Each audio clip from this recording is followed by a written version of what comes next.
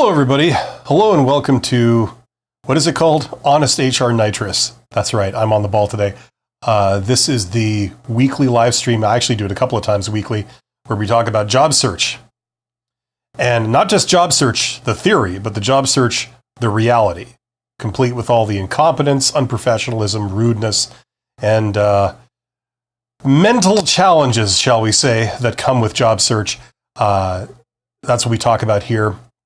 Including the ridiculousness of a lot of things that you encounter and the confusion that a lot of people have with how you go about doing this and, what's up with some of the stuff that you see. That's what we talk about here. So this is an interactive live stream. If you're seeing my beautiful face right now, you should see a chat box somewhere in the vicinity of my face. So get in the chat box. Let me know what you're wondering about. Let me know what you're struggling with. Let me know what's up with you, and I will do my best to try and help you out. I have no script. I have no agenda of what we're going to talk about today.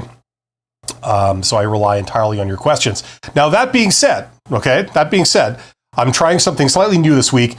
This is the third episode of 3 in like a little mini series, if you want to call it that, that we did this week with 3 episodes of Honest HR Nitrous. The first was about issues with getting a job interview. Okay. And we talked about that. The second one was about issues with, once you're at the interview, of getting a job offer. Okay, so we talked about that last time. And today is the final part where if you have a job offer, issues with being able to negotiate the job offer successfully. Okay, so I figured there's always like a period of about 5 minutes at the beginning before the questions start rolling in where I got to fill it with something. So I figured I'd start off talking about that. So, negotiation of a job offer. Depending on what job you have, okay, what industry you're in, what position you're in, and the details of the organization, that particular company, or the details of the economic situation that's currently going on, you may or may not be expected to negotiate. If you try and go about doing it, what can you do? And I just want to make it clear that when it comes to compensation, this is a well-known thing. A lot of people have a lot of confusion and anxiety around it. Yes, you can negotiate. Sometimes they have leeway to adjust, your compensation in terms of your pay. I mean, there's other elements to compensation too. If you're getting benefits or you're getting other things, there's a lot of things that you can do. It gets quite complicated, actually. You can ask for like signing bonuses. And, if they can't give you a regular salary, they can maybe give you a signing bonus. Or if they can't budge on pay in terms of money, maybe they can budge on vacation days, sick days, that kind of thing. So there's a lot of dimensions to this, things that a lot of people don't always realize, if you've never done this before or something. So there's a lot of things you can do there. If you have, I'm not going to sort of monologue, I'm going to get right to the questions, but if you have questions regarding salary negotiation or how this whole thing works, let me know and I'll be happy to get into it as we go through this live stream. So, public service announcement, special thanks to my YouTube channel members, my Patreons, my super thanks donors, and to you, my participants, because you guys are awesome. And yes, I'm talking to you. Let's get into the chat. Reagan, is that Regan or Reagan? Reagan Anderson, I thought it said Reagan administration, but Reagan Anderson says, when interviewing for a Walmart team lead job from a regular associate, how to get under what they really want from you? Well, that's specific to Walmart, isn't it? So I don't know because I've never been a Walmart employee. But generally speaking, for those types of roles, you probably can't negotiate salary. They probably can't budge on anything like that. Okay, and what they're probably looking for are the basic things, right? They're looking for somebody who is somewhat enthusiastic, okay, about the role. They don't have a negative attitude or anything. They have reasonably good communication skills, so you could talk to them and they can talk to you. And there's no miscommunication. You can understand clearly what the other person, is saying and wants to do. They have a positive attitude in that they don't have an issue with obeying orders. Okay, so You're expected to take instructions from your immediate lead, your immediate boss, your supervisor. What they're looking for is someone who has absolutely no problem with that, who understands that it comes with the territory. And also, they understand that, you may not feel like doing what you're being asked to do in that moment, but you still have to do it, right? And they resign themselves to that. They're also looking for somebody who generally has the vibe of wanting to help out, okay? So you could come to them and say, like, can I get you to stay a little bit late today, or something, make some kind of customized request, and the person will be generally amenable to doing it. Okay, so I mean, that's just like the basic stuff, right? But if you can communicate that in, like, I assume you're asking because it's like a job interview or something, that would be a huge part of what they're looking for.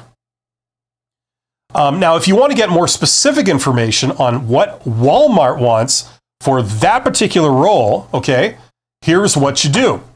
And this is like a general principle that anyone can do in your situation. You can do this, okay?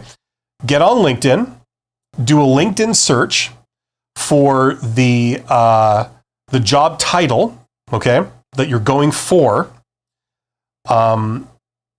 Alternatively, you could go and look at the company. So like you could look up Walmart, but in this case, it'd probably be more like the job title. And you would do a people search in your hometown. So you limit it to your hometown, and you do a people search. So the results are individuals, right? And you do a search for the role. So what you're going to get is you're going to get a bunch of results that are people that they're either working in that role now, or they used to be in that role, okay? And first of all, you can look at their profile and see what they have. So that gives you some basic ballpark idea of, like, if you look at all these people that are all former or current Walmart employees in that role, and you can see their profile, which is essentially their resume, that gives you an idea of what qualifications you would need to get selected, if something's necessary or not necessary.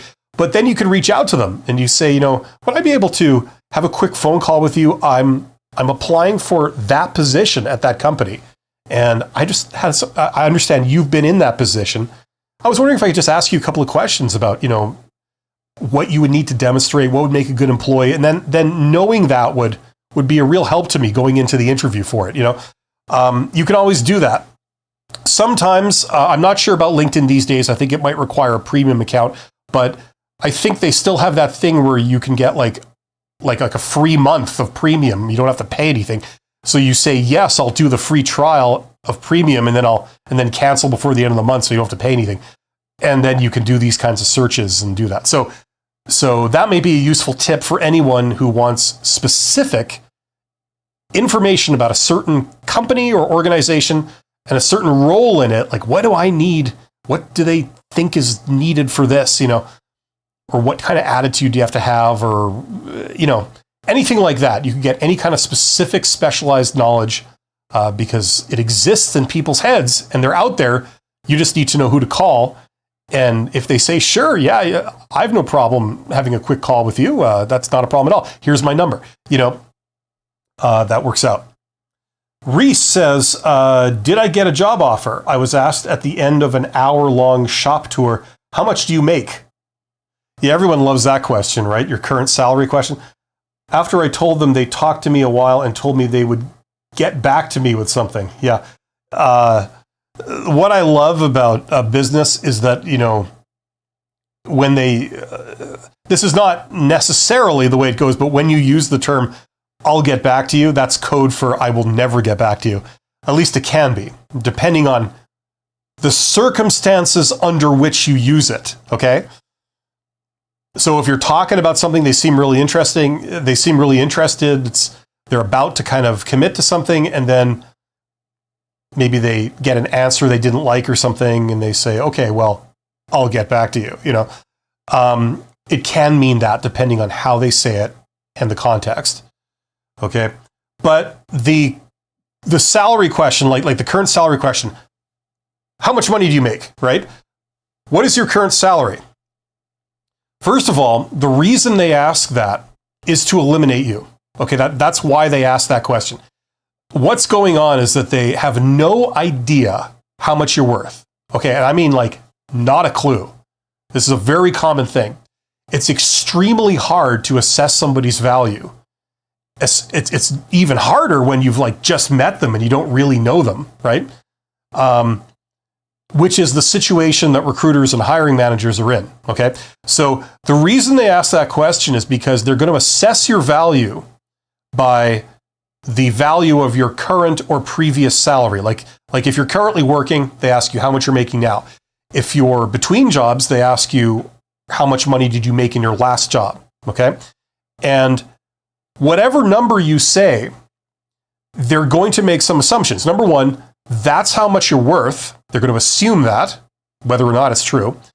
And they're also going to assume that you will not take anything equal or less than that, okay?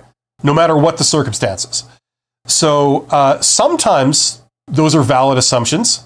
Other times they're completely out to lunch. It's completely incorrect, right? So it's a very dangerous question to ask. I mean, they can ask it, but it's a very dangerous question for you to answer, okay? It's bad for you in several ways when you answer that question, okay? The way I recommend people answer the question is they say, I'm sorry, but I have a personal policy of not disclosing my compensation because there are issues of confidentiality and privacy. And I'm sure you understand, that's not something I disclose, right? Now, there's pros and cons here. You're not being very forthcoming. You're sort of like saying, no, I refuse to answer. You're saying it in a very polite way, but you're basically saying, I refuse to answer that question. Now, that can be perceived as a con, okay? But it's far worse if you answer that question. Okay. The reason why it's bad is because, first of all, if you're making a reasonable amount of money or you're making a decent amount of money, that will be a sudden death elimination for you, more than likely, for this job where they're asking it. Okay. The other issue is that, they're going to tie you to that value, whether or not that's accurate, okay? So number one, they can eliminate you outright if you give them a number, okay? That's very likely, unless you're working for absolute rock bottom prices, okay? The other reason why it's bad is because now the amount of money they will offer you, if they don't eliminate you, will be tied strongly to the number you've given, okay? So a lot of people feel a pressure to like lowball themselves and say, I only make like minimum wage or something, because they don't want to be eliminated, right? But then they have the problem of like, okay, well, if you get this job, they're going to offer you minimum wage, because you just basically conveyed to them that that's what you're worth, right? So it's a damned if you do, and a damned if you don't type situation. It's better if you're damned if you don't, okay? Because if they're going to eliminate you outright for making a reasonable amount of money, that's a sign of, that's a red flag for the employer, okay? It would probably is not going to work out anyway. So I recommend you don't answer the question and instead you respond the way I recommended. You give them a very polite no. I'm sorry, I have a personal policy of not disclosing that. There are privacy issues, confidentiality issues. I'm sure you understand, and if they ask you again, you give the same answer again with a smile on your face. It's like, I'm very sorry, but like I said, I can't disclose that. I have a personal policy. I can't do that. There's privacy issues. It's confidential information. I don't disclose that publicly. I'm sorry. There you go. Tech Savvy says, if you were let go from a corporate employer due to performance, would I be flagged as unhireable? Is there any recourse if the performance claim is untrue?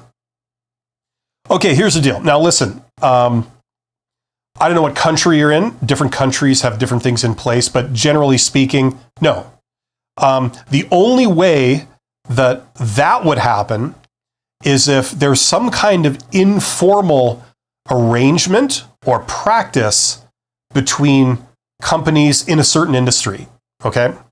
Now, in some industries, famously, it's been revealed that so that does happen occasionally. Okay.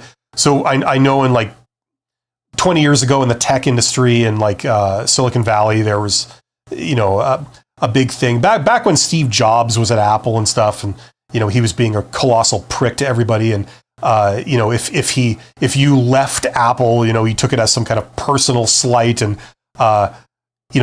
sent like communications to other players in the tech industry there and said like, if you hire this employee that has, left Apple, then, I will take consequences against you, all that kind of abuse of power.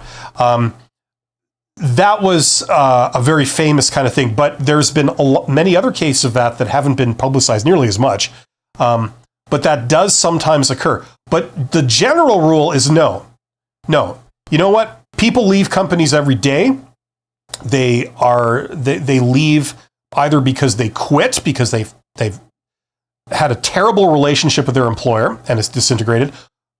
Also, people are fired for cause all the time.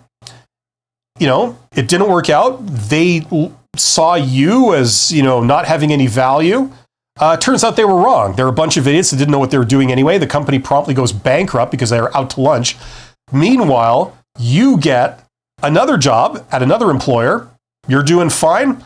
They see you and they think, wow, you have a ton of value. We're very happy to have you. We're glad you're on board. And they pay you very well. And you have a thriving career afterwards. I mean, these are typical scenarios. You know what I mean? There's no like official blacklist, okay, that I'm aware of, certainly in the United States, unless it's some weird, special, clandestine, underhanded arrangement between players in a certain industry. It's kind of like under the table, right? But where those have happened, they've been exposed and there's been consequences for the companies in doing that. Now listen, on this channel, okay, I try and turn a lot of people on to the hidden job market because that's where the real action is. That's where all the good jobs are. There's many, many more of them than there are posted jobs. Okay. And these are things that you can get. And in order to get these jobs, a lot of times you're not actually going through the HR organization. You're talking to the managers directly, and if a manager wants to hire you to be on their team, in the vast majority of cases, they could give a rat's ass what the HR department thinks. HR these days, and for a long time, has been widely known as not being able to really pick talent. In all fairness to them, spotting talent is very, very hard across the board, like in every industry, in every application. But in business, when they do recruitment and selection, they're trying to do it on a budget, and they're trying to do it with like entry-level employees. Like a lot of recruiters, recruiter is an entry-level position in a lot of organizations. So you're not exactly talking to like wise, old, learned people with 40 years experience. You're talking to some 22-year-old person. This is their first job they've ever had, and now they're in a position where they have to decide, whether they, whether this person or that person would make the better tax lawyer. You know what I mean? So, you know what I'm saying? So a lot of hiring managers, that's why they sit in on the process, if ever you wondered, because they want final say. They want input. They don't trust the recruitment and selection department, office of the HR department to make proper decisions on who they're hired, right? Who's hired? God. Okay, so there's no sort of conspiracy of like, oh no, you're on the blacklist if we have a problem with you, in 99% of cases. So I think you're fine. Wild Jess says, thanks for your videos. I got a job. I start on April 1st. On April Fool's Day, you get a job. Right on, Wild Jess. That's great to know. And you're starting off with a smile. Let's hope that they're into like practical jokes, the sort of like exploding tie or, the exploding seat cushion. Great for initiating new employees, very, very welcoming kind of environment. While Jess says, not quite the topic, but do you have some advice for my first week in an office job? Yeah, start with a smile, and I'm being serious. Start with a great attitude. Don't be overbearing, don't pester people, but just walk in and kind of be a bit loosey-goosey and, be open to helping out and being friendly to everyone and, not get hopefully, you're not the type of person that gets offended over every little teeny tiny thing. Just kind of, just start with a great attitude, start being friendly, introduce yourself to people. If they've done any little tiny thing that, was nice to you or that you appreciate, call them on it. Like say, I really appreciate, you doing this. That makes me feel really good. Thank you for doing that. And you start off on the right foot with everybody. Okay. Don't be intimidated of bosses or managers or whatever, that you might encounter. Just say, I'm glad to be here. I'm looking forward to this. I think this is very exciting, the work you guys do here, and I'm glad to be aboard. And, that way you give yourself the best chance of working well with everybody and having it be less stressful and having people like you and regard you in a good light.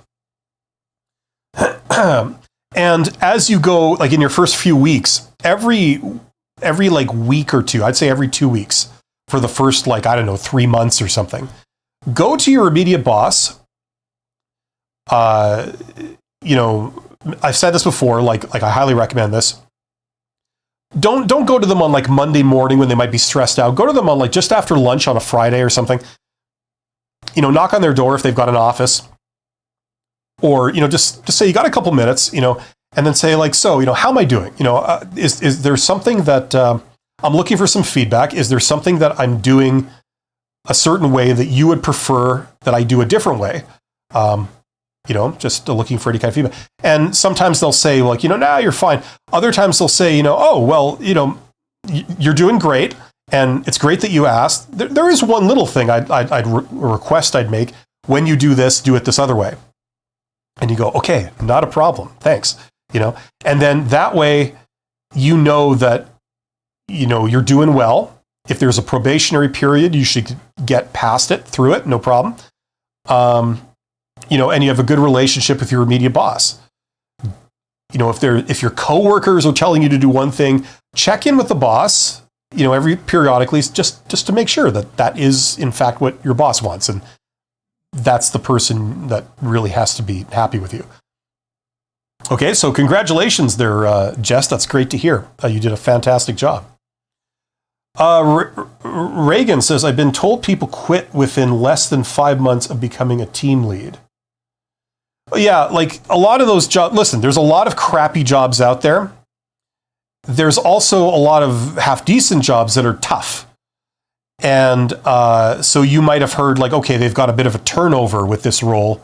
Either people don't like it, or it's a lot of work, or it takes a certain type of personality. And, if you don't have that personality, maybe you find it stressful or something.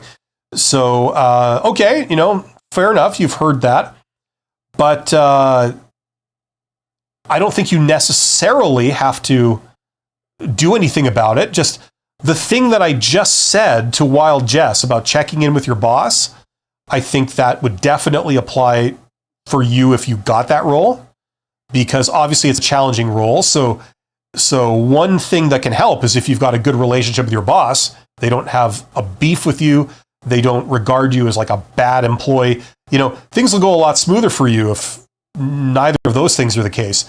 So checking in with them voluntarily every couple of weeks usually helps. You don't have to pester them. You don't have to make a nuisance of yourself, but just say, just go to them one-on-one in private, when they have a moment, maybe on a Friday in the afternoon, and just say, how am I doing? Would you like me to, would you prefer I do something different, other than what I'm doing? Just looking for feedback. And that can smooth over a lot of issues. Carlos says, I did the HR screening and the HR manager interview, then a panel interview with questions based on company values. Oh, everybody loves those. I have the final interview with the VP. What kind of questions should I expect? Usually as you go higher up and you're talking to a vice president or any kind of executive manager, They care more about your attitude, about your ambition, about your communication skills, and stuff like that, sort of like high level stuff. So, generally speaking, I wouldn't expect a bunch of like very specific technical questions from them. It would be more like, what would you do in this situation? How do you feel about this? How would you respond if this happened? Stuff like that. More of like the sort of general attitude, general approach, right? And remember, your attitude is you want to help out. The approach is, you would follow company procedures, but, with a sort of easygoing, friendly, humanistic kind of attitude, right? You want to maintain good relationships with everyone around you, okay? If they ask you any conflict questions, what if you had a conflict with a customer? What if you had a conflict with a coworker? What if you had a conflict with your boss? Remember, the answer is always some type of communication. I would go talk to them. I'd go talk to them one-on-one. I'd ask genuinely, like, I'm sorry, it seems like I'm offending you. And I'm just wondering, that wasn't, if so, that was not my intention. If you could help me understand what exactly your issue is, maybe, we could sort of resolve this. I'd like that. Stuff like that. It's just sort of the attitude and your communication skills and that sort of thing. They'll probably ask you questions of that nature. That would be my guess. Peter. One last thing, Carlos AM. If you know the VP, like you know who they are, and it's possible for you to look them up on LinkedIn, okay? Do that. Look at their background. Now, if they started off in your department or in your role and then like rose through the ranks, there is a chance that they might grill you on like, specific things, right? If they were in your job once or something like that, that is possible too. But what's more likely is that they weren't. And what I said earlier about asking you high level stuff, that's, I'd say 90% chance that's probably what's going to happen. Peter says, how would you handle online application tools that ask you for a salary number? Do you just skip it and put a 0? No. Here's how I would handle it. First of all, Peter, you don't have to do this kind of crap, just so you know. This goes to everybody who's applying for posted jobs. Okay, great. Apply for posted jobs. But know this. Number one, you have something like 80% of all the job seekers competing for those jobs, which are only 20% of the jobs. Okay? So you've got a ton of competition, right? You're also going right through the HR department's official process. So it sucks. It's labor intensive. A lot of times these people are incompetent. They're rude. They're disrespectful. It's a terrible process. There are so much easier ways of getting a job. Look up something called the hidden job market. And the answer to how you get those jobs, first of all the jobs that you see, only 20%, like all the jobs that you see, that's 20% of all the jobs. The other 80% that you don't see, they're in the hidden job market. That means they exist and you could get them, but they're not posted publicly. How do you discover those? You do networking. And if you're an introvert, if you're a technical introvert like me, you can do, like, I'd say 90% of your networking on social networking. You don't have to talk to a single person in person if you really, really don't want to. Okay? That's what I talk about in my course, by the way. I show you how to do that. I also have some free videos on my YouTube channel talking about that. So do yourself a favor, and in addition to looking in the posted job market, okay, look in the hidden job market. Focus a lot of your efforts there, because that's where you can really clean up. Number one, that's where the good jobs are. Number two, you have far less competition for them.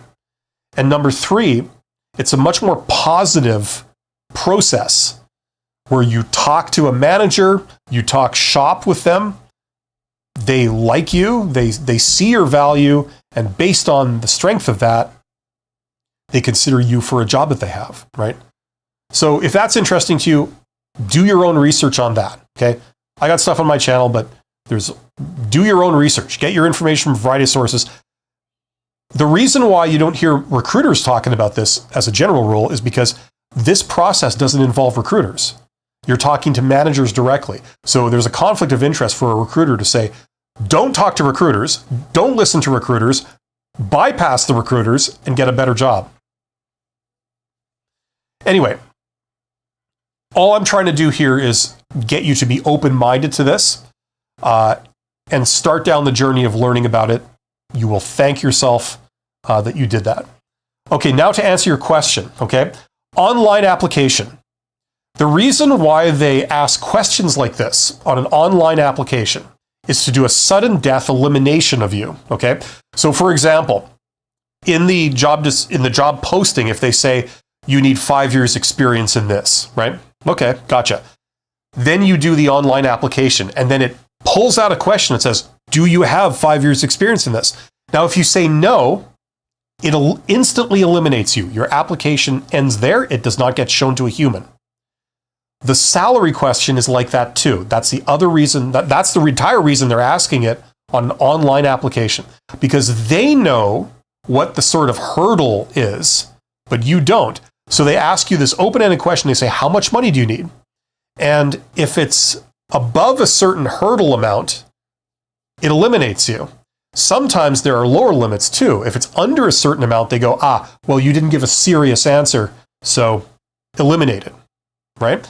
So it can be tricky. So here's how I recommend you answer it.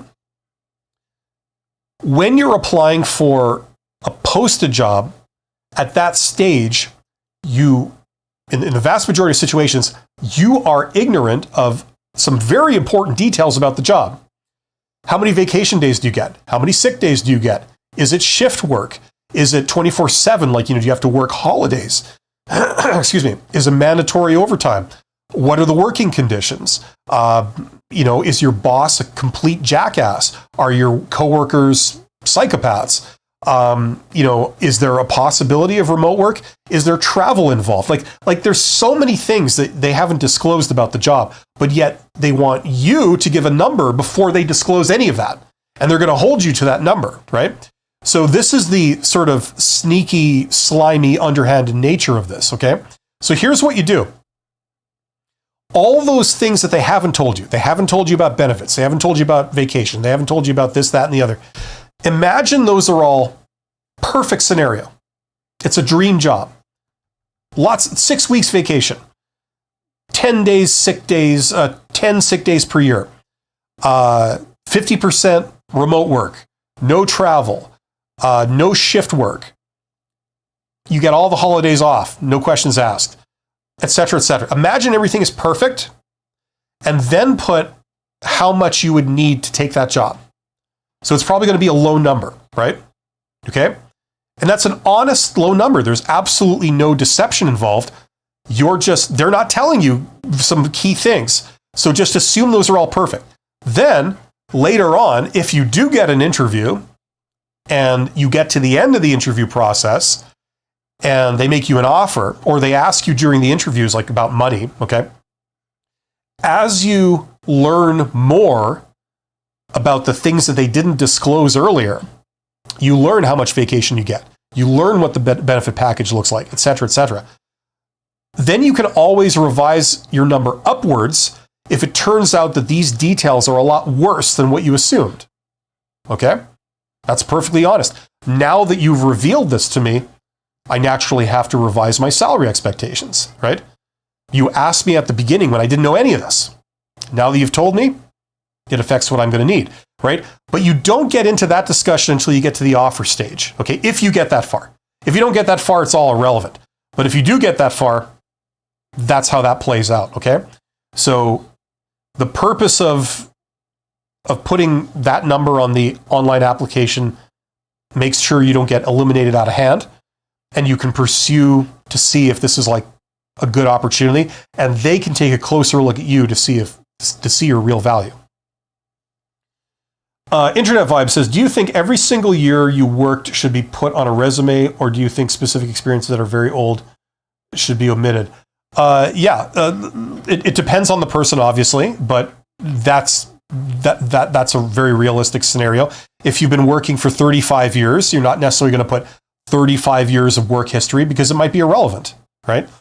I'd say the last 10 years should be accounted for. Definitely. It would be a stretch to kind of say, I don't need to say what I did 5 years ago. You know what I mean? I think recruiters or hiring managers, they're going to always find that important. But like 25 years ago, what you did, most people don't care. Certainly not recruiters. It also depends on how long your resume is. Like if it's a page and a half of relevant things that directly relate to the job, that's good. If you could have a 3-page resume if you included everything, I would say definitely cut it down. You do not want a 3-page resume. You're welcome, Peter. I see there's 27 people here. Thank you for joining me on a Friday, no less. Hopefully everybody, if you're between jobs, if you're doing a job search campaign, hopefully, you can sort of give yourself at least one day off, preferably 2 days off, just to take care of your mental health and recharge. It's very important when you're doing this. This type of activity can be very stressful for a lot of people, especially if you don't know about the hidden job market. You're competing with many, many people over these crappy posted jobs. You know what I mean? It can be stressful. So take care of yourself. Give yourself some downtime, recharge the battery, and then, start kicking ass first thing Monday morning next week. Yes.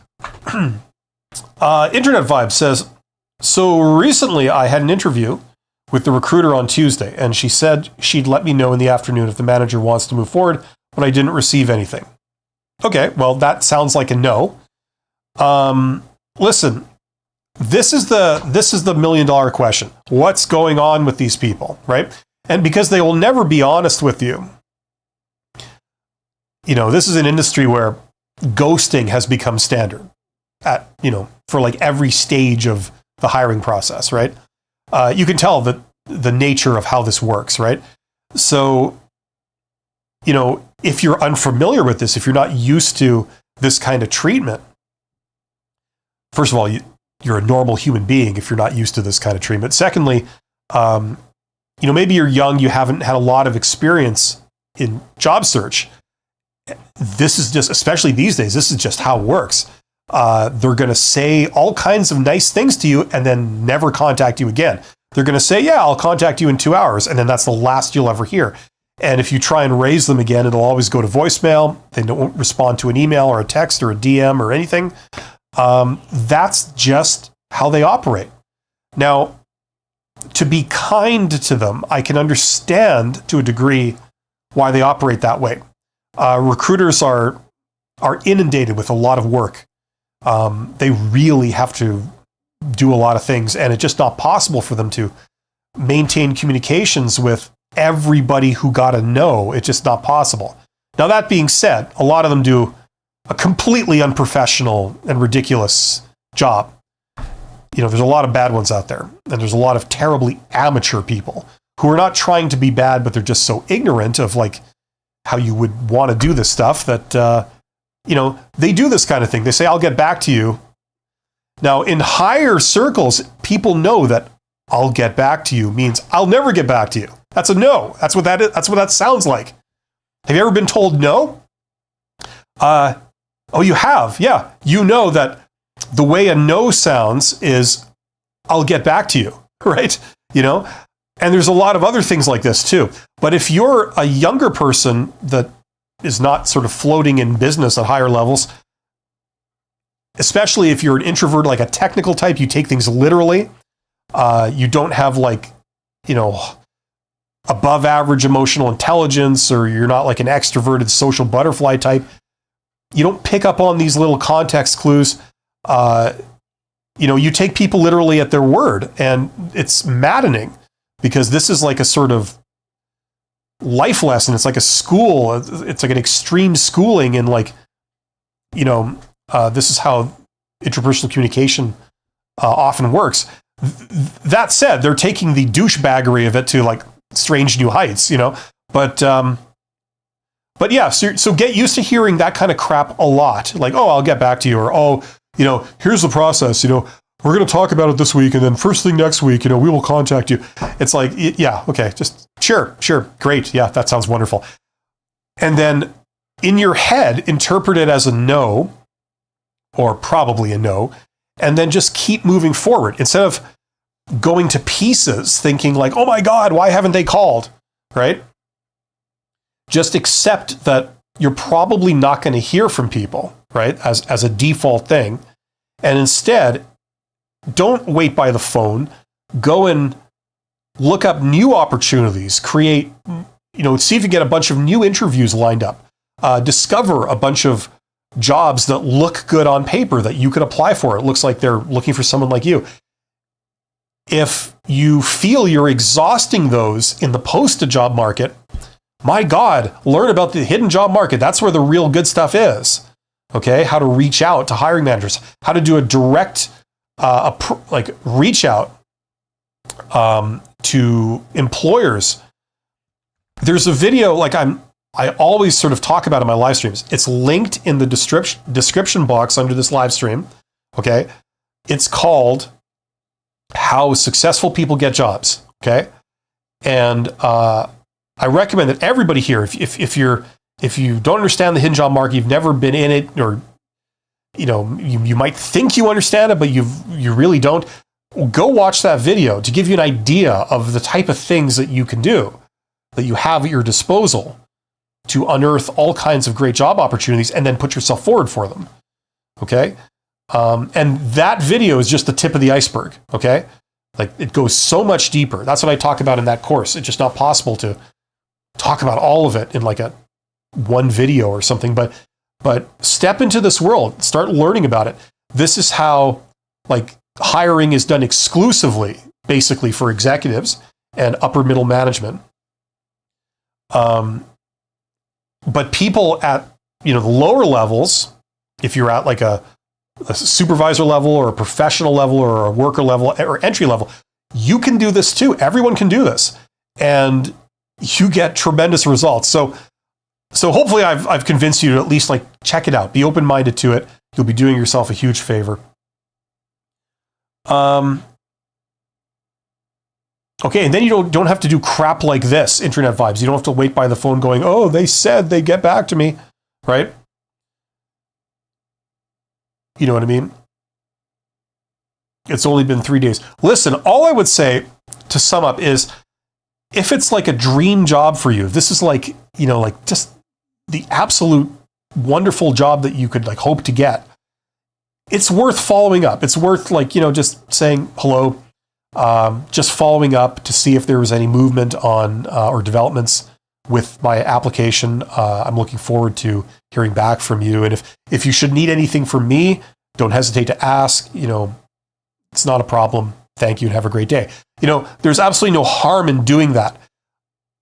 But stay away from that type of activity unless it's like a dream job. That would be my recommendation, because that's going to be the standard process for a lot of people. They just say, I'll get back to you, and that means no. Alex says, I'm 38 and posted 4 CVs and 1 rejected, and another that has company bus from where I live to work from a recruiter. Okay. I am waiting a response from recruiter after talking with the company for the bus route and the company. Okay. I guess we'll hear more of that story in a second. Reese says, is there any signs that they say they will reach back out? Are you talking to me or are you talking to Internet Vibes? Reese says, he gave me this personal number, but I don't know what to think anymore. Okay, so Reese, did you say something earlier? Yeah, you said something like 15 minutes ago or something, or 20 minutes ago. Did I get a job offer? Okay, so that was that salary question. So are you asking about the salary question situation, like from like, what, half an hour ago? I'm not sure. If you could just clarify that, please, Reese, then I know what you're asking about.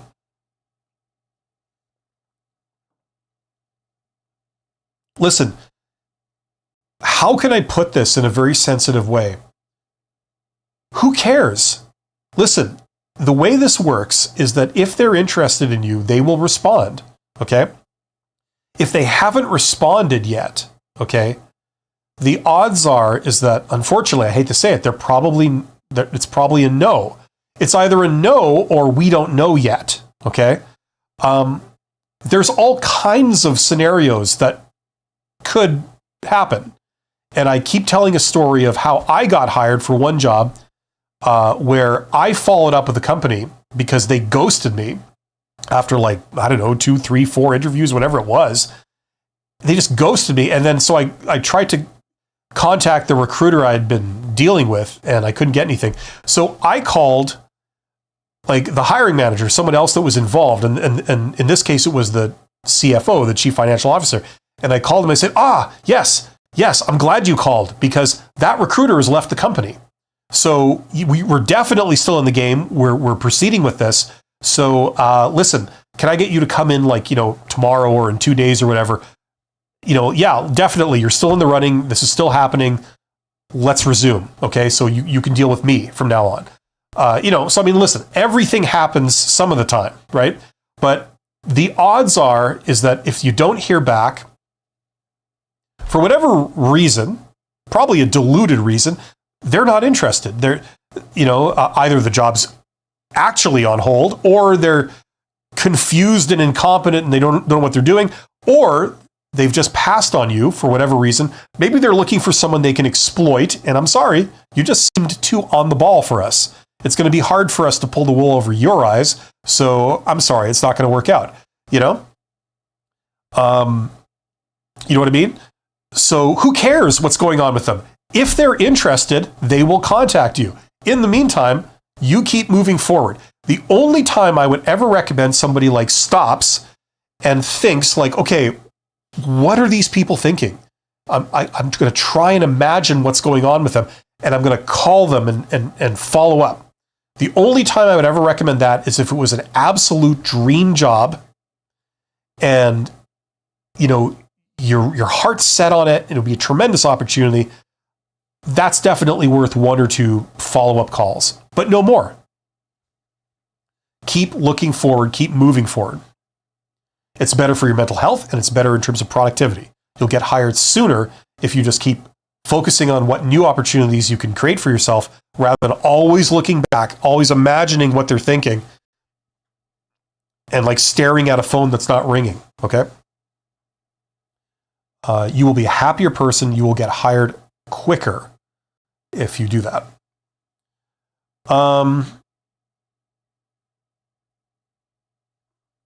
Okay, so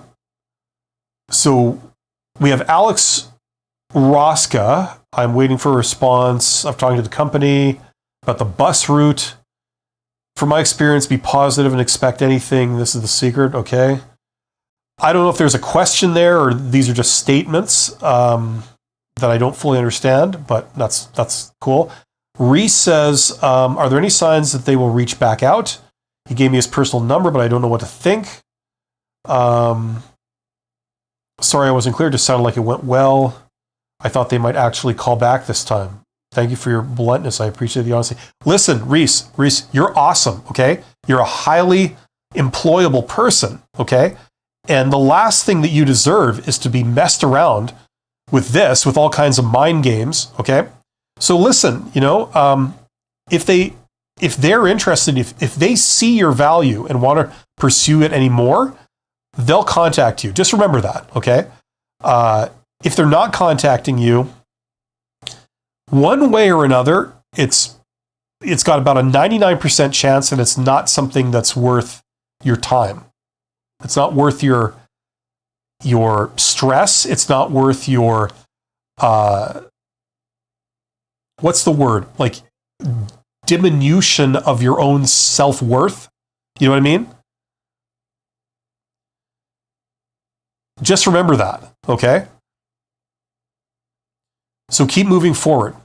Okay. And you will find something. The sooner you move forward and the more focus you put on that, the sooner this will end. You'll get hired. You'll have something great lined up, and it'll be a match. Okay. Okay. I just want the best for you. And I also appreciate how people need to take care of their mental health during this. Like, seriously, you really do. Because if you're in a really dark place, not only are you less productive, but you won't be able to do it as effectively. Okay? In addition to the humanist aspect of this. Yeah. I see there's 42 people here. Thank you for being here. Get in the chat. I mean, I don't have an agenda on what to talk about. I'm just responding to your questions and comments. So if you got a question or you're wondering something or you're struggling with something, let me know and I'll do my best to help you out. We've reached the end of the chat. So if I don't get anything else, I have nothing to react to. So I'll have to wind it down. So get in the chat. Amaze says, I just got rejected after what I thought to be one of the best interviews in the hiring team I've ever had. It cuts like a knife, but we move on. Better days are yet ahead. Listen, Amazed, what usually is going on the other end is that, first of all, they didn't think you were bad. Okay, they thought you were quite good, actually. What you don't see is that they're also talking to other candidates. And a common situation is where you get several other candidates that are all, in their eyes, equally good. And it's painful to choose between them because they're all like really good. Like, how do you choose? What criteria do you use to choose between that? The other thing is if there's more than one decision maker involved, there's maybe a recruiter, maybe a hiring manager, maybe the hiring manager's boss, or maybe some other person that is not the hiring manager, but the new employee, the person in the new role, is going to have to interact with them in some capacity, right? So they might be in on the process, right? And people are full of all kinds of complex and rich, diverse opinions. I don't want to say biases. I'm trying not to say biases. We all have our opinions, and we all tend to value things that we ourselves have, from personality types to backgrounds to communication styles to how we dress, how we talk. Like we have opinions on what's good and what's bad for us. And so you've got several decision makers that all have an opinion on all of this stuff, right? So that makes it complex. And on top of that, there's people playing political games on top of it, right? You've got like a hiring manager's boss who feels that the hiring manager owes them, right? So even though the hiring manager really liked you, but the boss maybe liked one thing that some other candidate said, they want to hire that candidate just because they can relate to that one thing. They'll pull rank and say, hey, you got to give me this. I gave you the last thing, you got to give me this. So even though the hiring manager wanted to pick you, they have to go, oh, okay, fine, not fair. I'll defer to you on this one and you get your way, right? So there's all kinds of political stuff. So, I mean, it's totally a crapshoot. It's totally random chance. Don't take it as any kind of signal that there's something wrong with you or you're not good enough. That's crap, Now, if you never ever got a job again in your life, then you could turn around and say, Bill, you're talking crap. It's clear that I have no value whatsoever, and that it should have been. I should have taken it as a signal that I'm worthless, right? But the next place, they're going to pick you. Okay, that's just how this stuff goes. I'm not trying to do some kind of weird inspirational speech. I'm just laying out the reality of this for everybody. Okay. In the absence of communication, in the absence of information, humans are paranoid. We fear the worst, we imagine the worst, and then we take it very hard. You never hear back what's going on, but the default response for everyone is like, oh my God, I'm a bad person. I'm no good. It's an illusion. It's crap. You're awesome. I think you know it deep down. So just remember that. Remember that. Not to, I don't want to talk down to anybody, but for the people that are feeling really depressed about this, listen, I don't know if this helps, but you're going to encounter, everybody is going to encounter a lot of rejection in their lives. The people who try and do stuff get rejected a lot. Okay. The more you try and do, the more rejection you have to deal with. Okay. Some people minimize this. They get one career job and then they stay there for 35 years till they retire. Some people are lucky enough to do that, and if that's the path that they want to go, right? So they minimize the amount of rejection by minimizing what they attempt, Other people, first of all, they're job hopping. So they're always going for different jobs all the time. What are you encountering? You're encountering a resounding no on a regular basis, right? That can affect you. In addition to jobs, they're also pushing the envelope in other areas. Maybe they're trying to start a business on the side. Maybe they're trying to do ambitious things in other areas of their life, and you're having to push back against all kinds of rejection constantly, right?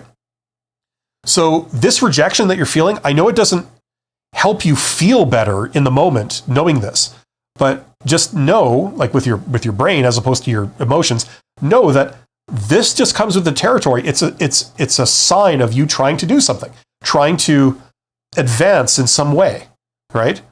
And there's going to be pushback. That's why a lot of people don't just get all their dreams coming true, because it's tough, It's tough to push for it.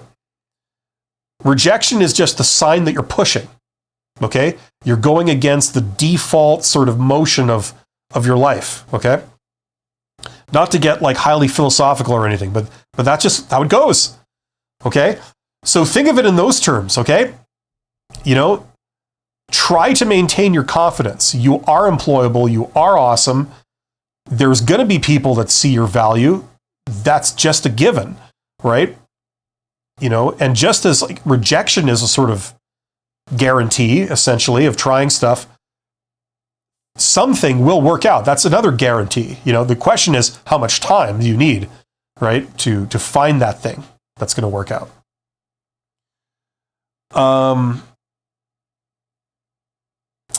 Nem Tony is I think starting to say something, but I think there's maybe more to it. Ongoing Pigeon 6, nice, says, how to identify jobs with your skill set. Well, it starts with identifying your skill set, right? So what can you do, right? And then just doing a search for jobs that have those as requirements. It's pretty straightforward. That's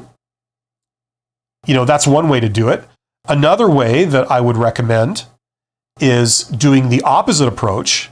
Instead of sort of saying okay, I've got some skills now, what job can I get? Do the opposite way. Think of what job you would like to do, and then figure out what skills you need to do that job. And then the question should be, how can I present myself as someone who has those skills, or certainly most of those skills, right? I would look at it that way. There's all kinds of things you could do. It's hard for me to sort of answer in a couple of minutes, how that works, but I've given you the sort of very basic overview of how you would do that. In fact, if you're trying to tap the hidden job market, where the vast majority of jobs are, they're not posted publicly, that's actually the approach. You start by looking at what are the employers around you that could conceivably hire someone like you, okay? So for example, let's say you had let's say you were a bookkeeper or something. You had a certificate in bookkeeping, right? Now you're thinking okay, where can I work, right?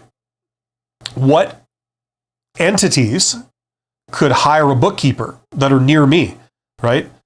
You identify those, and then you reach out, you do a direct outreach to those organizations, and you send them some kind of message that says, hey, I'm a fully qualified bookkeeper. I'm great at this aspect of bookkeeping. Here's a problem I solve. If ever you need a bookkeeper that kicks ass, let me know, because I'd love to work for your company. I know you guys do some great work. Thanks and have a great day, right?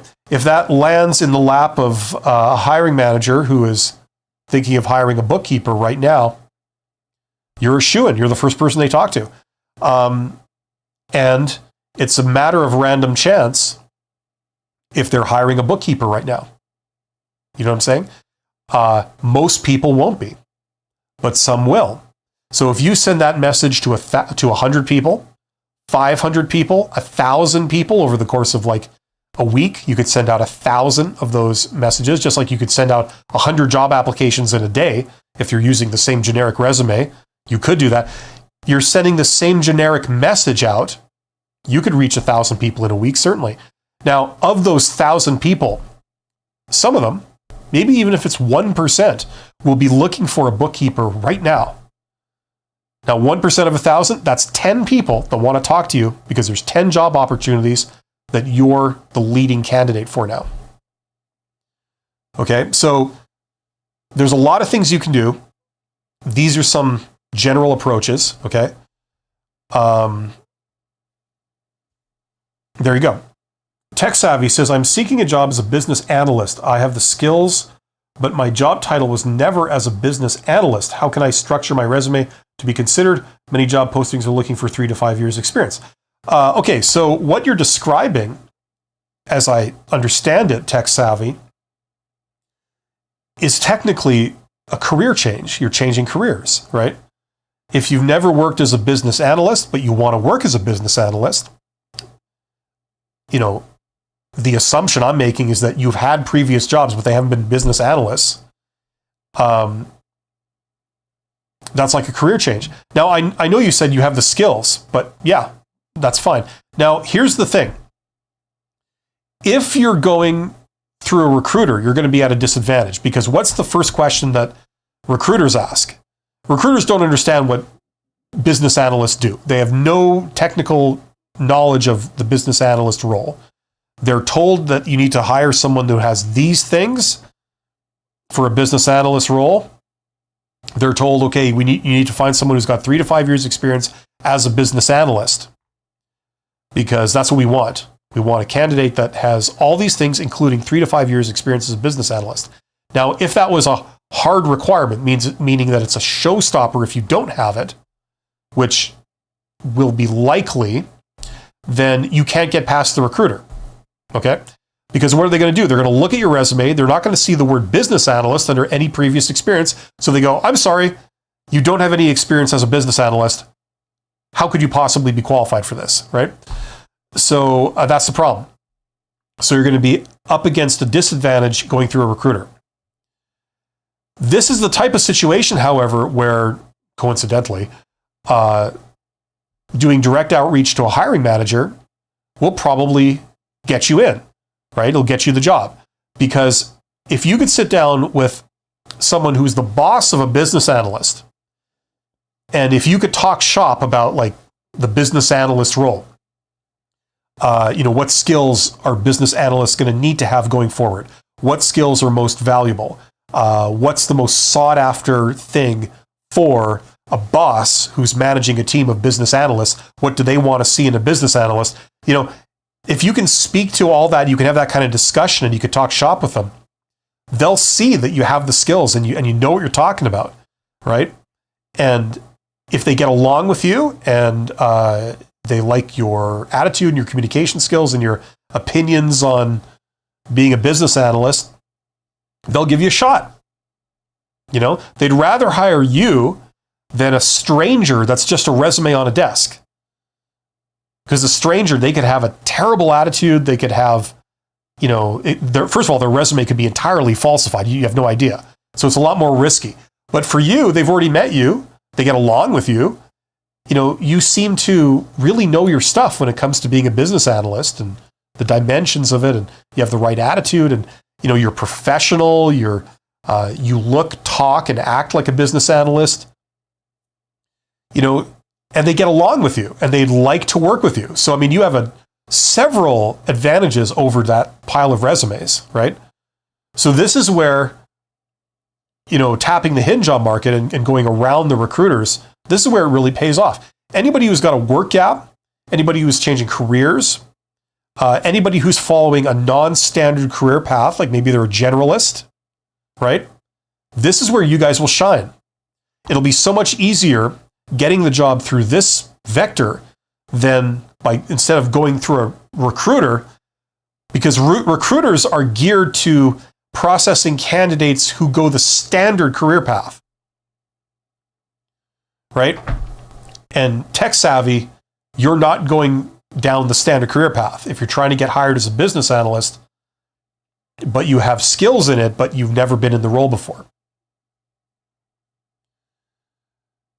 Unless you're like wanting like an entry level thing, in which case then you've got a pile of other questions to answer related to fit. The question is like, well, if you're starting at the bottom, like, I don't get it. You've already had a career in this other area, and we think you might be overqualified or not suited to this. You see more of this, all that stupid crap that, recruiters will say, because that's what they're taught. And I know this because I taught recruiters in university. This is the standard doctrine of how they go about corporate recruitment and selection. So tune into that stuff, tech savvy. You will not regret it. It might take you a little while to understand it. Do your own research on it, figure it out, and try stuff. There's a limit to advice. At some point, start trying things. I have some free videos. I also have a course that I put all my knowledge on that, presented in a coherent way, in a logical way with templates and everything. So there's that. But one way or another, tune into this stuff, and you will go far. Mark Anthony Bailey says, I have a virtual interview with the hiring manager next week, but unfortunately, it is when I'm out at a conference. Advice for doing a virtual interview while on travel? I haven't had to do many of those. I did have to do that stuff, like we're talking like 15 years plus ago. So I don't remember all the details. But I remember being like going to your car because you were in a sort of public place, like a hotel or a convention center or whatever. And it's like, where do you do an interview? I had to go to my car all the time. So you're sitting in your car that's like parked in a parkade or something, and you've got your phone. I think it was like a BlackBerry at the time or whatever I was using. And you're trying to do like a video job interview with a handheld phone, like, the phone's up like this. I remember that. I don't know if that still applies in today's world. But that's what I did. That was the only place where you could be sort of private, and there was like a sound blocking so you could have a private conversation. No one could listen in, and it wasn't noisy in the background. And then just do it like a regular job interview. I mean, that's all I could say. If you do have any control, try and like obviously book it when, you might have a block of time free as much as you possibly can. But that's all I could really say about that. I don't remember anything else. Hopefully that's somewhat useful. Amaze says, thank you for the encouragement, Bill. The job market is cold and brutal, but giving up is not an option. Yeah, you're absolutely right, Amazed. But the other thing is that, like, listen, the job market is always like brutal, to varying degrees. It's never like, oh, it's booming and, you can't find a person without a job. That just never happened, They're always hiring. People are always retiring. People are always being let go for cause. There's always vacancies. The thing is that, like I've said a whole bunch of times, I feel like a broken record. It's like posted jobs are like the tip of the iceberg, the part of the iceberg that's sitting outside the water that you can see.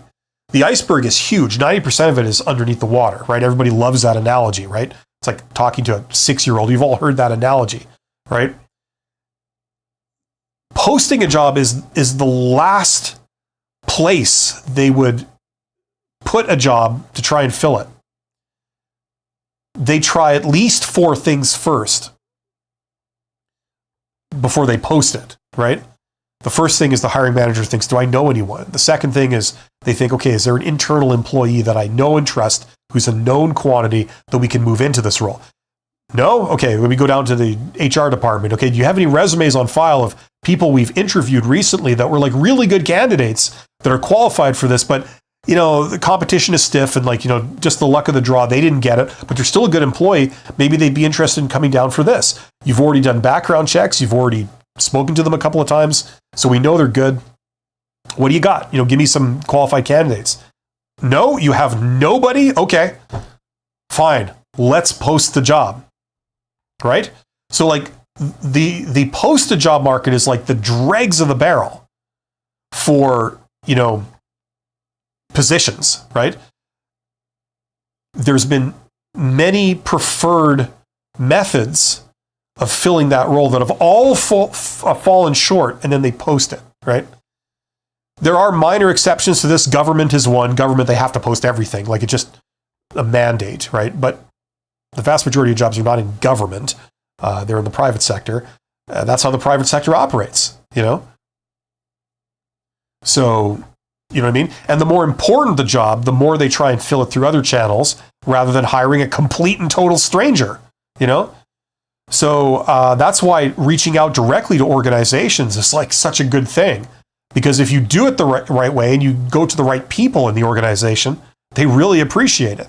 That's the best source of talent that's coming to them externally, other than the people that they've sought out. Okay, so they're always hiring. Whatever the economic conditions, there's always attrition, there's always developments. They're looking to fill those. And, so don't be fooled by the fact that there's not as much stuff maybe posted in the posted job market, or it seems discouraging. They're there. It's just that you need to go after them.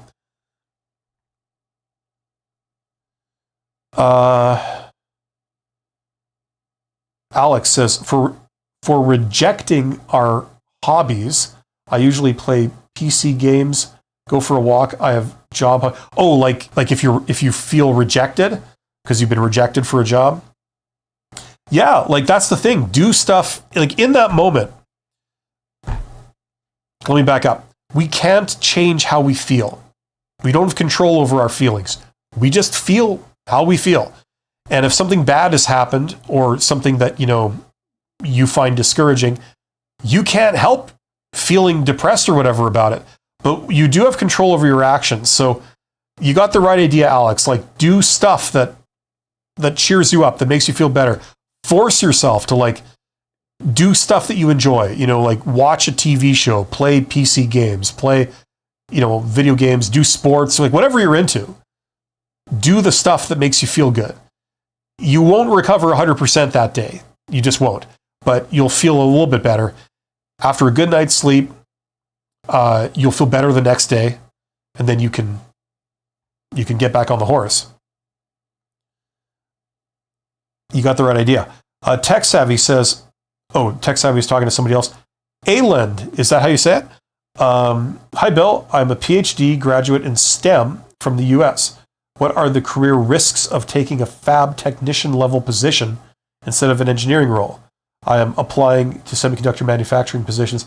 That's an exciting field, Ayland. I've never been in it, so I don't know the specific industry knowledge, and I certainly don't know it in the geographic location where you are.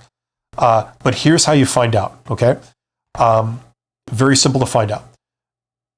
Okay, hopefully you're on LinkedIn, right? And hopefully you have a halfway's professional profile. Your picture is not you partying with a bunch of drunk people or something. You've got a professional looking profile, okay? Go and do a people search on LinkedIn. Confine it to the geographic region that you're in, or your hometown, or the location where you're looking to get a job if it's somewhere other than your hometown, okay? If you want to get a job in a certain city or something. Okay? And then do a search for the title of the role that you want, okay? So you said you want to work in the chip fab, you want to be a fab technician. Seems kind of basic for someone with a PhD, by the way, but what do I know? But anyway, okay. So do a people search and search for that title. So fab technician or whatever the position is. Okay. Now, the results you're going to get are people in that town or in your hometown or wherever it is you're looking. Okay. And they're going to be people that they have that in their profile. So either they're a current employee where they're in that role now, or they're a former employee, like where they were in that role in the past. Okay. And now that you have identified these people, you can reach out to them. You can contact them. You can say, yeah, hi, listen, I am thinking of applying for a role as, that job title, like a fab technician or whatever. And I've never been in that role before. And I was just wondering, I understand you have, would I be able to have a quick phone call with you and just ask you some questions about, the nature of the role itself and maybe the qualities or the skills or the things that they're looking for in someone in that role? What's important to someone in that role? Would you be willing to spare me a few minutes of your time? Something like that. And, a lot of people won't respond or they'll say no, but some people will say yes. And, you call up one or two people and then you can ask these types of very specialized questions and they will be able to answer you because they were in the role in your location and they can speak to whatever questions you have about it. What do they look like? How did you get hired in that role? What were they looking for? If you had to hire someone in that role, what would you want to see? Things like that. They'd be able to answer those types of questions very specifically. So that's how you find that information. I don't know, because I've never been in that industry and in that role, but that's how you get the answers. Now, like I said before, you may need the premium version of LinkedIn to do those kind of searches, but you can even get the free trial, the month free trial of LinkedIn Premium, and then you cancel before the month ends, and then you don't have to pay for it, right? So you could do stuff like that. Nemtomi says, hey, so how do I keep my CV from being inflated with sending in a lot of applications? What? How do you keep your CV from being inflated with sending in a lot of... You mean, how do you not send as many applications? Is that what you're asking? I don't fully understand what you're asking. If you could clarify that, Nemtoni, I'd be happy to answer. Suhail says, what games to play to be a good salary negotiator? You don't play any games. You just know how negotiation works. And negotiation is not the same thing as persuasion. A lot of people think it is. A lot of amateur people that don't do it think it's persuasion. It's not. The way you're successful at negotiation is you have alternatives. You have other options. If you have no other option than to accept what they give you, this is your one option, you don't exactly have any negotiating power, right? All you'd be doing would be bluffing. You know what I mean? And whatever bluff you make, you can expect that your bluff will be called. Okay? So what you would want to do ideally is walk into a salary negotiation or whatever negotiation situation with two other alternatives. That would be the ideal thing to shoot for. So either you have another job offer in your hand that pays a certain amount, or you have like more than one, or you have a whole bunch of interviews lined up with companies that want to talk to you. So that way, if you're negotiating with this employer, they can't dictate to you, like, you will take the job and you will accept this pay. It's like, no. I know that this other company is offering me this, right? So I got that. So there's no way I'm going to take less than that, right? Secondly, I got a whole bunch of interviews lined up. Now that doesn't necessarily mean I have an option, but there's a real likelihood, okay? It's like a real option of having an alternative, and I feel that my value is this much, so I'm not going to take more than that much, less than that much. So, it has to be this or up, right? And then there's no bluff. There's nothing else to it. If they say, no, we're offering you less than that, it's like, okay, well, I'll get back to you, right? Which means goodbye. You know what I mean? If you want me, I'm sorry, I want this. And, as long as they're paying you more than this, you're fine, Like there's no magic to it. It's just about doing the groundwork to get alternative options, right? If you get yourself a bunch of alternative options, you're negotiating from a position of power. It doesn't matter what you say or how you phrase it. You want to do it professionally, but it's not about persuasion. It's about knowing your position, knowing what your best alternative is if they don't want to give you what you're looking for, and you don't have control over the other person. You have control over yourself. If you stick to this, then this is what I will do. If, however, you stick to that, then this is what I will do. It's just that simple. Internet Vibe says, what do you think of companies where they post their email on their site to email them about their job opening? I found them through Google Maps. Yeah, I suppose you could do it. Once again, I would much prefer to talk to people, directly, not through email. Email is like the worst way to communicate with somebody. It's the easiest thing to ignore. There's absolutely no tone whatsoever, and it's like super, super impersonal, right? It's the worst way of communicating with somebody to have it affect. If you're wanting to persuade them, you're wanting them to consider you or see your value, you do not want to do email. Ideally, you want to do in person, right? But failing that, I suppose you could get away with a phone call, but you really want to do in person, The only question is, when will you do the in-person thing, right? Think like a job interview is in person, right? Or I suppose a video call, but preferably in person.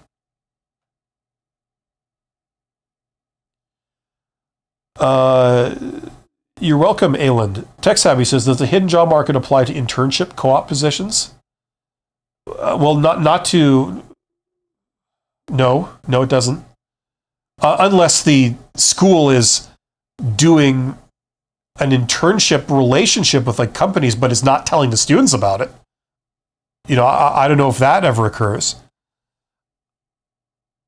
But all the same principles apply. Like you could bypass the official application process to get the internship by simply going and talking to all the players involved. First of all, you go to your school, talk to the person that is in charge of the internship program directly, face to face, in their office when they have time, when you're not pestering them. Show your enthusiasm. Ask them a lot of intelligent questions about it. Seem like really enthusiastic about it. They will look favorably upon you. They'd be like, wow, we've received 150 applicants from students that want to be a part of the internship program, but I've only had one student come to me, show me how excited they were about it, show me how they understood the attitude, they had the right attitude, they understood how tremendous of an opportunity it was. They asked some very intelligent questions. Not only do I know that they're interested in doing this, but I also know that they get it. They would probably work out. It wouldn't be a case of like we sent a student there, but the student was expecting something totally different. They were not into it and they had to drop out or it didn't work out. This student has a much higher likelihood of them working out if we put them in the internship program. So for that reason, I'm going to consider them first above all the other applications I received where I haven't even met the students yet. You know what I mean? This is all assuming you have the absolute basic qualifications for it, by the way. But, a lot of times in internships, there's many more applicants than there are positions. So you're kind of competing for them. That'll give you the edge, hands down. Then, if you, in addition, find out what companies have the internship arrangement with the school, you could also go to those companies. You could do an informational interview with those companies, find out who this person's counterpart is at that company. Who's the contact at that company that deals with the internship program, right? Find out who that is. You could do that a variety of ways. Then contact them directly. Say, hey, I'd very much like to speak with you if I could about the internship program and where you guys see it going forward. If I could, I'd love to get your expert opinion on that kind of thing. Could you spare me half an hour? You know, a lot of people will say yes. It's like, oh, you're a student at school? Okay, yeah, sure. I got housed right here, you know. Some people won't respond, but some people will, right? And for those ones, you go down, you talk to them, and you have the same effect on them. It's like, wow, of all the students that have come through here, you're the only one enthusiastic enough to reach out and do this. And now that I've met you, I see you're professional, you've got the right attitude, we get along really well, you got great communication skills. You know, I really hope you get picked, you know? And then you go back to your school and say, yeah, I spoke with that person, you know, and they're great. We got along really, really well, and they now know me. We've met. And, you know, here's a question that I'd like to ask you that I ask them, you know, blah, blah, blah, blah, blah. You know, it just goes on from there, right? And then next thing you know, you're at the top of the list for these things, you know? Is this slimy and underhanded? Absolutely not. You're taking advantage of the opportunity that all the students have. You're the only one that's actually taking advantage of it. They all have the same opportunity to do this. They're not doing it. You are. You get the reward. That's why you get hired, because you're the only one that showed up, right? While everybody else is waiting in line, not taking advantage of opportunities, you're the one that gets the reward because you took advantage of the opportunities. You're the one that put in the effort and the time to do this. And it matters. They have to decide between an overabundance of candidates and there's only limited spots. Who would you give it to? The person who hasn't lifted a finger? Or the person that's done all this work? You know them. They're awesome. They're going to be at the top of your list. That's how this works. That's how the world works. I'm just the messenger, you know? But this is great because it means that, like, even people that, you know, you don't fit into a standard sort of pigeonhole. Your career is a little bit different. Like, was it amazed? It was somebody that was saying, like, you know, I'm qualified for this role, but I've never actually been in that role. Like, how can I get that job? You're a non-standard career path. A lot of people are non-standard. You know, you haven't done the sort of linear progression from school to whatever position you're in and like climb the rank, you know, in one linear progression, you know? It means that you can still win and come out on top by doing stuff like this.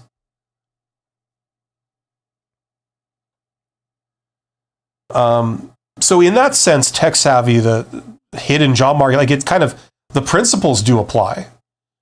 But I mean, internship is not strictly a job. If it turns into a job, as some internships do, like the companies then hire the students who did the internship with them, same principles apply when it comes to that, you know.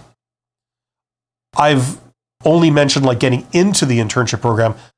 Once you're in it, there's a whole bunch of opportunities that you have at your disposal now that you're inside a company, right? You could get them to write letters of recommendation for you, referrals, references. You can go and like do informational interviews with all these people. You could connect yourself to people in that industry a lot easier now that you're on the inside of the industry, right? There's all kinds of things you have the opportunity to do once you're in there. And if they're having to decide which students they will offer a job to, guess where you're going to be in that running? Right at the top.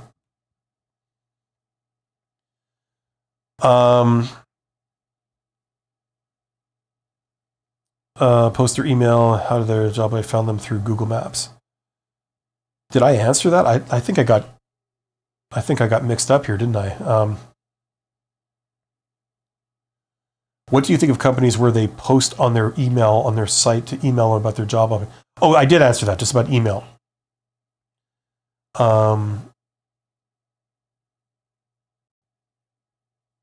Oh, as a very general rule, I don't know if you're asking about this, but if you are, companies officially like to channel you through their official process, right? Call the switchboard. We will direct your call accordingly, right? Right? The whole point of this is that you don't work within their hierarchy. You don't talk to the people at the bottom and then go upward, okay? Because it will be less effective.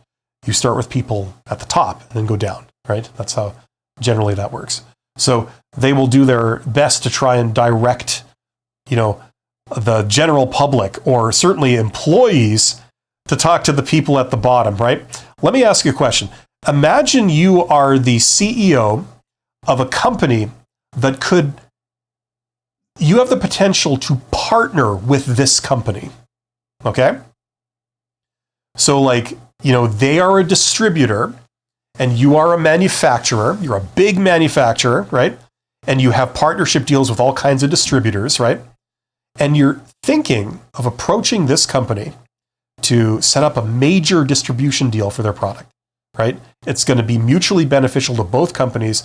This company should be interested. They could make millions of dollars with you, right? Are you going to send your inquiry by email to their general mailbox and hope that some peon at the bottom will forward it up and up and up and up and up and up to the CEO? Absolutely not. You're going to talk directly to the CEO. How do I know this? I was a CEO. It's those channels that you go over. You go over the same channel. They get people giving them unsolicited queries from all directions constantly through those channels. Journalist wants to do an article. Company would like a tour. They're looking for potentially some distribution deal or another type of business deal. They're a new supplier or vendor in the industry that could possibly up the amount of business they do with this company. They're getting all kinds of inquiries. People that just want to contact them. They don't send they don't send it over email to a general mailbox number, is my point. So neither should you, because it's ineffective. You think no offense, I don't want to come across as offensive here, but some office manager, you think some office manager is going to know what to do with that email?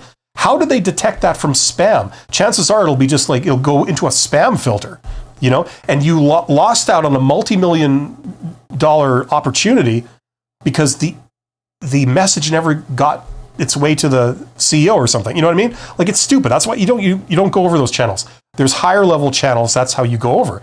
So all I'm doing is I'm exposing this and saying as somebody who can bring value to the company, you can go over those same channels. Many people do.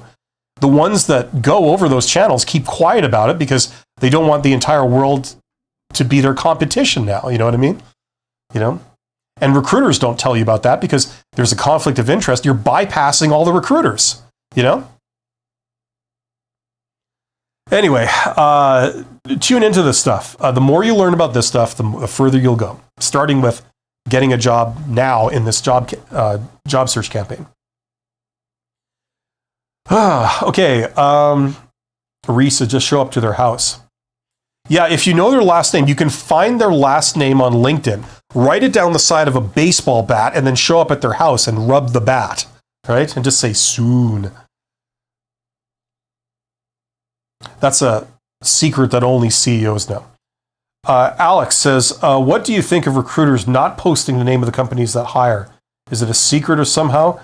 There's several reasons why that happens. At least several reasons that I know of. I'm sure there's even more. But a couple of them are legitimate. Most are shady. They've got something to hide, right? For example, there are a lot of companies that have a bad reputation in the market. They got a lot of customers mad at them. They got a lot of former employees that they've kicked out that are at their competitors and other players in that industry that hate them.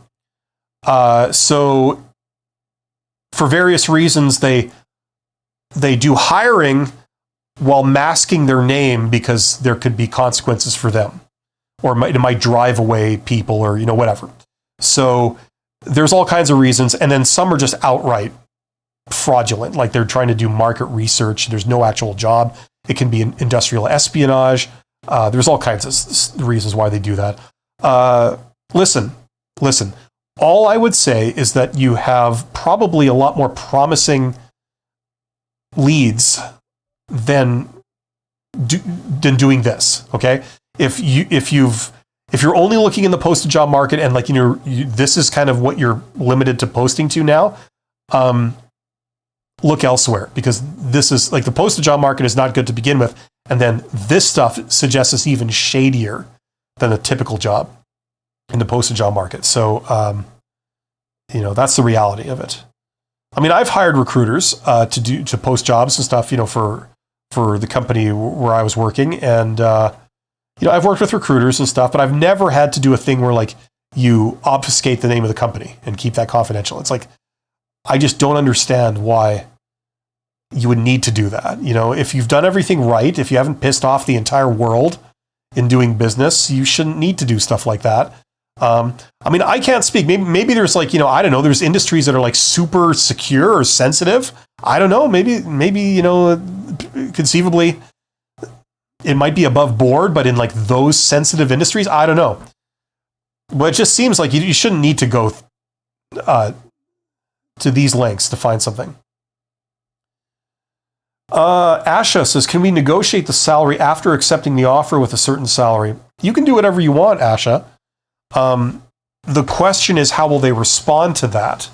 That will raise some eyebrows if you try and do that. Like, it's basically, if you say, I agree, we have a deal, and then you come back to them 2 days later and say, I'm sorry, we don't have a deal, and now I'm going to need this, right? How would you feel about that?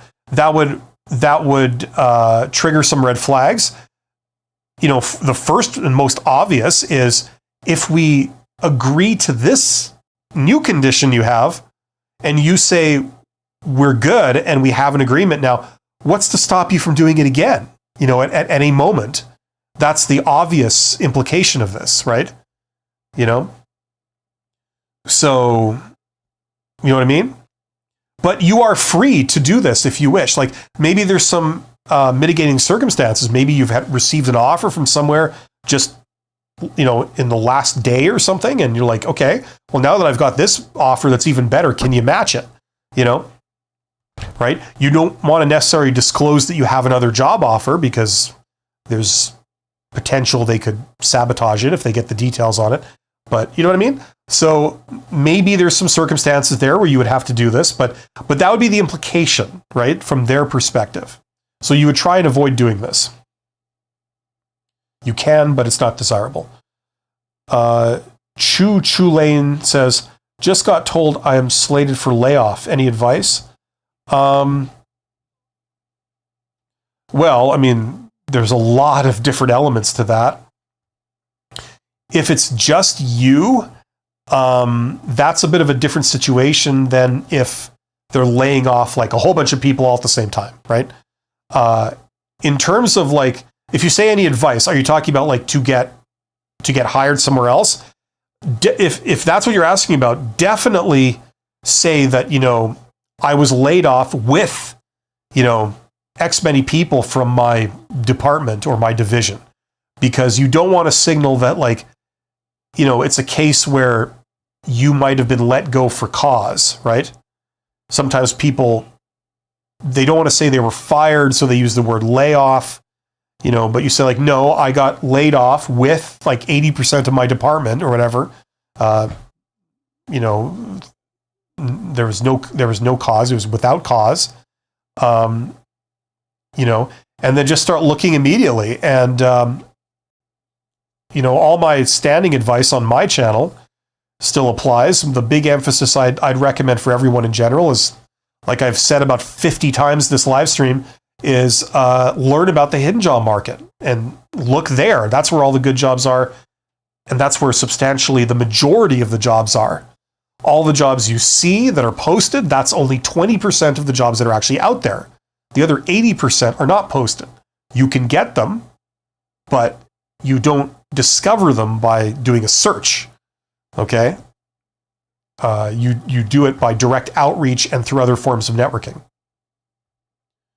Okay? And if you're an introvert, you can totally do this. You would actually, if you saw how easy or positive the process is, if you actually know how, you'd be laughing. You would never go back to applying for posted jobs ever again.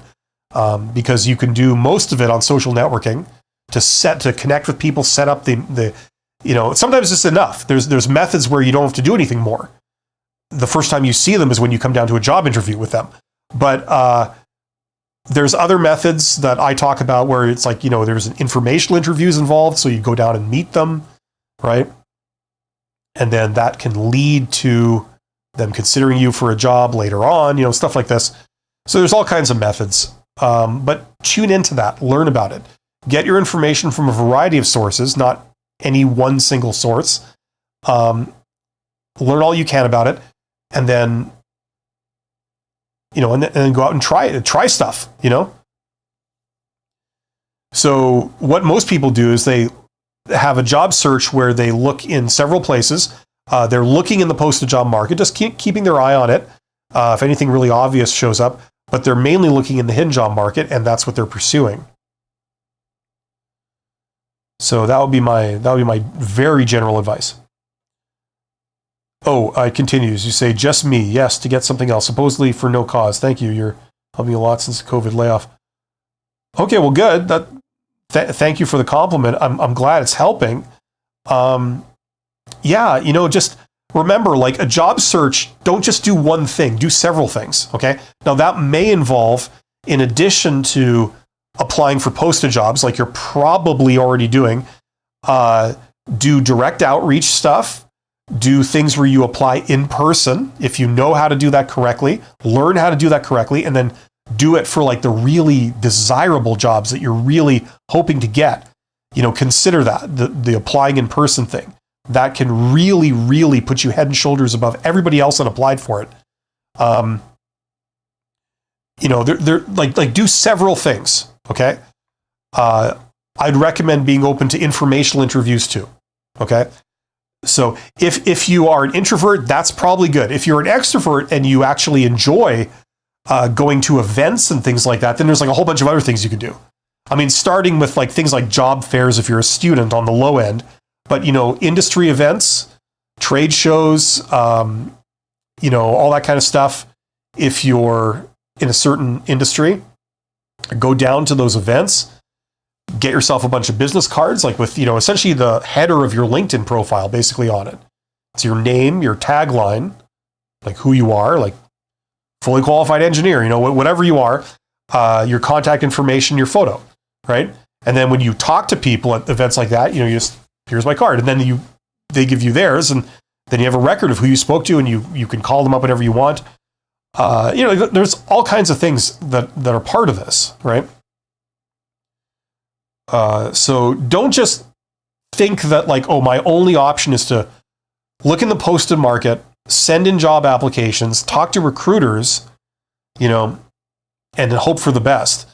That may work, but comparatively speaking, it'll take you a lot longer to get hired that way than if you're like looking in all these other places and doing all these other types of things. You don't have to do all of them. Just pick and choose, say 3, possibly 4 things that are more appealing to you. And between all of that, you can get something relatively quickly, even in industries that are like laying off right now. You know what I mean? Not necessarily in that same industry, but you can come out of that industry and go into something that's very closely related to it that requires all your skills and get up and running relatively soon. So I got some free videos on my channel.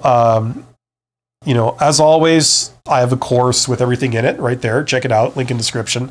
But the first thing I'd recommend for people is look in the description box of this live stream, as always. And there are 2 videos there that I'd recommend you check out. They're both by me. They're both on my channel. The first one is called Hidden Job Market. The second one is called How Successful People Get Jobs. Watch those 2 videos as a sort of like example of like what looking in the hidden job market looks like. Okay.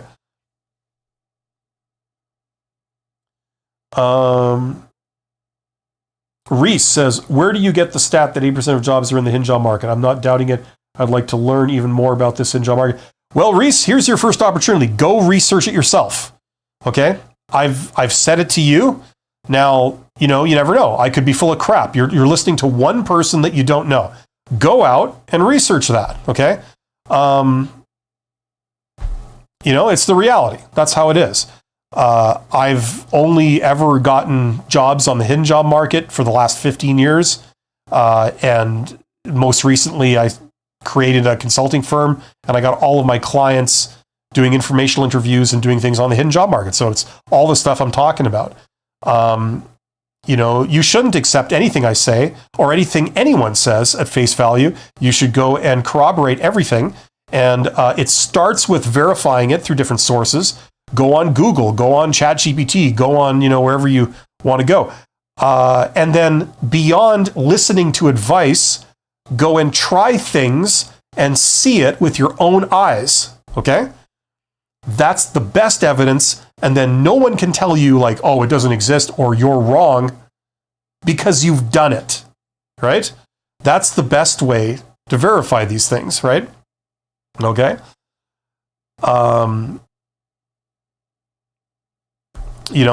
Now to answer your question directly, I don't know where the 80% number, that's what everyone says. If you ask ChatGPT that's what ChatGPT says. I got that number like more than 20 years, or not more than 20 years, but 15 to 20 years ago when I started doing this. And as far as I know, they're still keeping that number of 80% the same when you ask anyone about it. All I know is that I've found a lot of opportunities for myself. I've never needed to go back and look at anything in the posted job market for at least 15 years. You know what I mean? And I know a lot of other people that are doing this. And it's the way that executives, for a start, all the executive jobs, virtually 100% of them are in the hidden job market. The problem is if they need a new VP or they need a new CEO, it's extremely rare that they would like post a job saying, we need a new CEO, and then get 10,000 applications, go through it, and then hire a stranger that they then put in charge of like a multi-million-dollar business that belongs to them. It would be like me going off on vacation, and let's say I had a house that cost $1 million or something, hiring a total stranger that I don't know. I've seen their resume and I've talked to them on 2 occasions, and then saying, here's the key to my house, all my personal stuff, you're in charge, I'm going on vacation for 3 months, goodbye, right? Let me know if anything bad happens. It's like people just don't do that, right? So all those executive jobs, they're all exclusively in the hidden job market. When you get to that stage of your career, you just become aware of this. It's the people at the bottom, that are ignorant of this. And one of the reasons why they're ignorant of this is because, as far as I can tell, nobody's telling them about it. People don't tell you about this stuff in school. It's ridiculous. They should. They'd probably like give you some real life skills too. How do you reach out to a company and be taken seriously? You don't go through the front door. You don't talk to the lowest person in the company and try and go up. You talk to the highest person in the company and then go down accordingly to the person you need. That's what I've done. And I've taught this in university, and I've got my students to do it. I mean, so do your own corroboration of all this, and then try stuff. I know you're in Canada. Is it the same in the USA as well? Like the hidden job market? Yes, absolutely. It works exactly the same, and same with the EU. And as far as I know, everywhere else in the world, but I don't know that for a fact.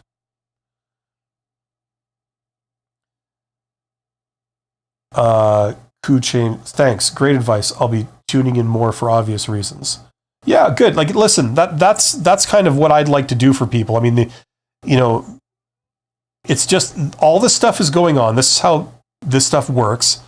It seems only a few people really know it at lower levels. Like the vast majority of people are just ignorant of it. And there's a lot of people with vested interest in keeping that. Like the HR department does not want you doing this. They want you to go through their official channels. They don't want you bypassing them the way that everyone else does, when they want to speak to people at the company,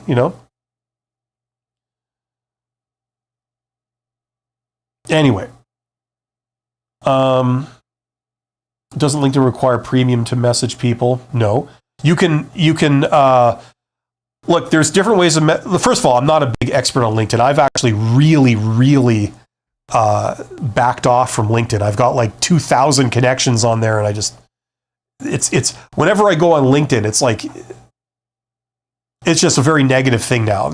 Everybody's either posting politics, like political crap, or misinformation, like business principles that are false, or self-congratulatory, fluff, right? So it's really changed, especially since Microsoft bought it. It's really gone downhill, and I fortunately haven't required me to use it for much, since I built my business. But the way it works is that, I don't want to give away too much of the secrets here because it's all in my course, but you can use in-mails, right? But the problem is that, first of all, as I recall, in-mails are like really limited, right? So you use LinkedIn to discover the people you want to, connect with, contact, like basically your prospects, your leads. You use LinkedIn to discover them, right?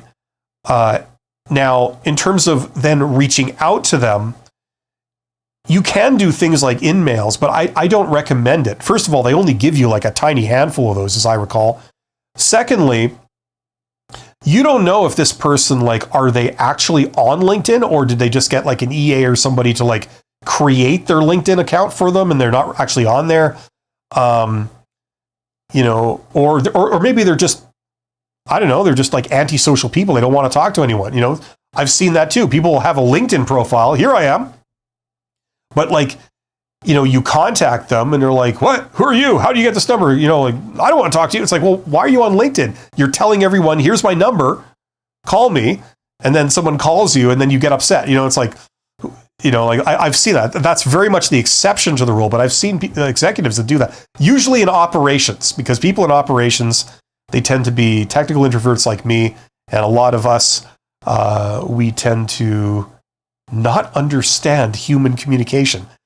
But what I prefer to do, and I always have done, is you send out connection requests, because I want to see who's voluntarily open to connecting with me.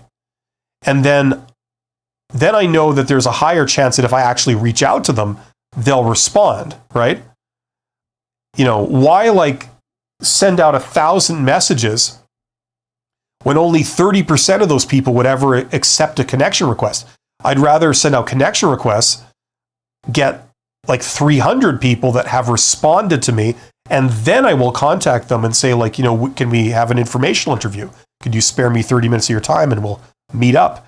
I'd rather do it that way. You get a much better acceptance rate on how many meetings you get, because you're already connecting with people that have responded to you. You know what I mean? So that's how I do it. The other thing is that you can send connection requests to as many people as you want, and you can put that little message in there, right? So getting that message right is paramount. And then beyond that, it's a numbers game. Just like job applications, you send out 1,000 job applications, you get one job, 1,000 applications equals X amount of interviews, which equals, X amount of offers, right? It's like that marketing funnel, right? So same thing here. You send out, well, let's go with 1,000, requests for informational interviews or value proposition, whatever it is you're sending. And, like I've said this publicly, so I can say it again. When I did it for my consulting business, and this was exclusively with CEOs. I was not talking to anyone else. I was not talking to anybody lower down. I was just talking to CEOs of companies. And it was something like, of all the people that I sent a connection request to, about 20 to 30% said yes, they accepted it. And then of the 20 or 30% that accepted a connection request, like they're now connected to me, I then sent a second message that says, can we meet? And then it was something like 20% of the connection requests agreed to a meeting, right? So if you start with several hundred raw messages going out to all the companies or many companies in your hometown, let's say 1,000 for a round number. That means you've got 300 new connections, and these are all CEOs. And then 20% of, 20% of 300 is what, 60? So then you've got 60 meetings with CEOs, right? So if you want 60 meetings with CEOs, you got to send out 1,000 messages. That was kind of the ratio. So, and that's what I did. And that's how I built up consulting clients. And then of those, like, I can't remember what ratio it was, but it was like, 5 to 10% of them or whatever. No, it wasn't 5%. It was like 10% or more became my clients. So you had like 6, that came out of that, right? So, but like repeat business. So, I mean, this is like the marketing funnel. It's just that you're not doing it with job applications. You're doing it with connection requests and requests for informational interviews and value propositions, right? So, I mean, that's with CEOs. I mean, if you do it with other executives or other people, you get different results, I'm sure. And it depends on what your profile is. The first thing they're going to do is they're going to look at your profile and say, who is this person? And if you've got like a pretty questionable profile, you got some weird stuff on there. You're like say, you have like sales on there, and they think, okay, you're going to try and sell me something. It's like, no.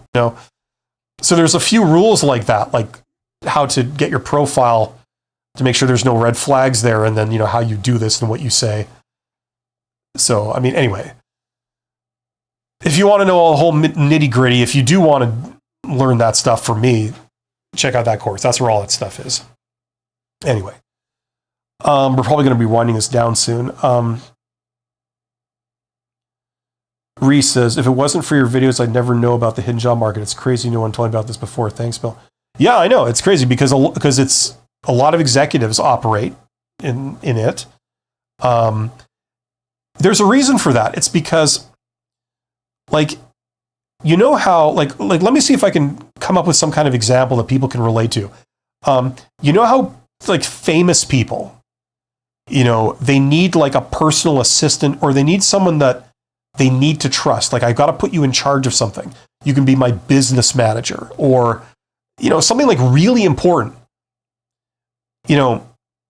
Obviously you need a person with certain skills, right? But more than that, you need someone that you can trust. They're not going to be like in it for themselves. You can trust them.